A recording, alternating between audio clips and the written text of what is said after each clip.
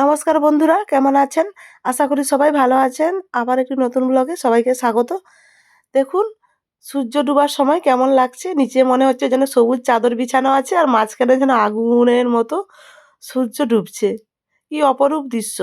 আর বিধান আমাদের সার বুনছে, চাপান দেওয়া হচ্ছে। 15 দিন হয়ে গেছে রোয়া, চাপান পড়েনি। চাপানটা দিতে আমাদের দেরি হয়ে গেছে, আজকে বিধান দিচ্ছে সময় করে। আর ও গল্প করছে, আর আমি আর আমার পাশের একজন যা বেড়াতে এসছি, দুজনে মিলে। গ্রামের এই অপূর্ব দৃশ্য দেখতে বন্ধুরা কেমন লাগে জানাবেন কমেন্টে। আর এখন তো সবুজ, পুরো সবুজে সবুজ হয়ে গেছে মাঠ। এটা হলো বড় চাষ। আজ একটু পিঠে বানাবো ভাবছি, গুড় পিঠে। শীত তো প্রায় বিদায় নিতে চলেছে, চলুন বন্ধুরা বাড়ি যাই। বাড়ি চলে এসছি, বা এসে বাড়ির কিছু কাজকর্ম সেরে সন্ধে সুজি ভিজাচ্ছি। একটু তেলের পিঠে বানাবো তো। 200 গ্রাম প্যাকেট ছিল সুজির, ওইটাতে জলে হালকা উষ্ণ গরম জলে সুজিটা ভিজিয়ে দেব। আর একটু সুজি আছে অন্য কম করে অন্য প্যাকেটে, সেটাও দিয়ে দেব। কম হয়তো 50 গ্রাম মতো হবে, এটাও দিয়ে দিলাম। এখন ভিজানো থাক 10 মিনিট। 10 মিনিট ভিজানো থাকলে সুজিটা খুব সুন্দর ভিজে যাবে। 10 মিনিট ভিজানো ছিল, 10 মিনিট পর চলে এসেছি। এরপর ময়দা দিলাম। আমি ময়দা আর সুজি দিয়েই বানাবো। আর দিলাম লবণ, আর দিলাম গুঁড়ো দুধ।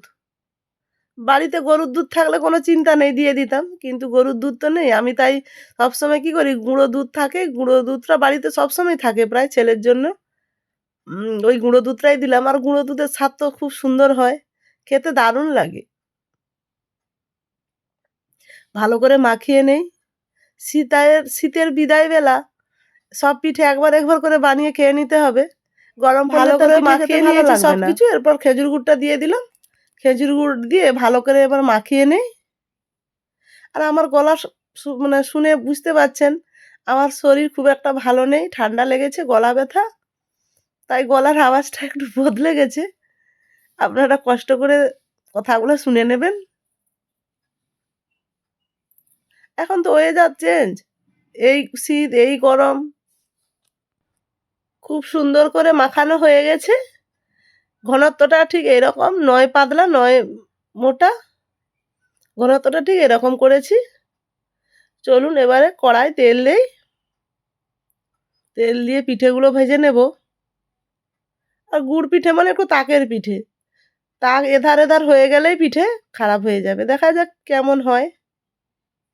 তেল গরম হয়ে গেছে, এবার পিঠেটা ছেড়ে দিলাম। মাঝখানে একবার বানিয়েছিলাম, খুব সুন্দর হয়েছিল। আজকে দেখা যাক কেমন হয়।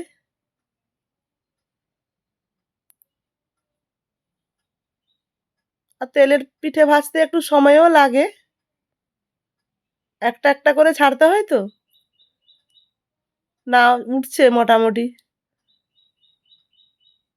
খুব সুন্দর তেল থেকে উঠে গেল দেখুন।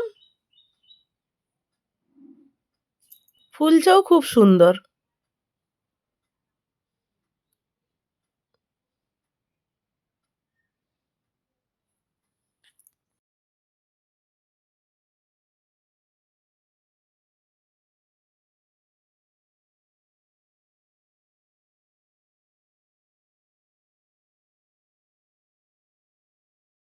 পিঠেগুলো খুব সুন্দর হচ্ছে। ভালো করে একটু আমি এরকম ঝাঁকিয়ে ঝাঁকিয়ে তেল থেকে পিঠেগুলো তুলে নিচ্ছি। বেশি তেল থাকলে খেতে ভালো লাগবে না।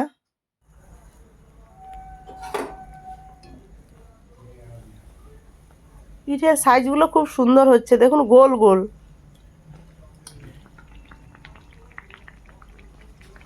তো পিঠে ভাজা হচ্ছে, আমার ঘন্টু তো আছেই। বাড়ির সবাই খাবে, কম করেই বানাচ্ছি। আমার বাড়ির লোক সংখ্যা কম, তাই সব কিছু কম করেই বানাই।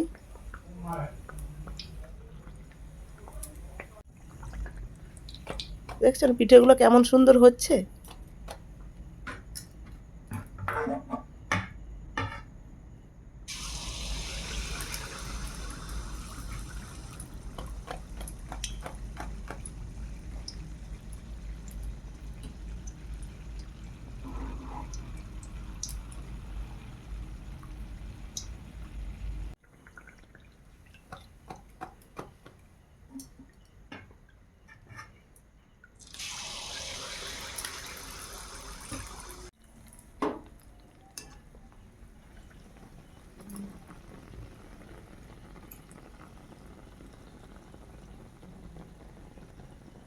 সব পিঠেগুলো ভাজা হয়ে গেছে।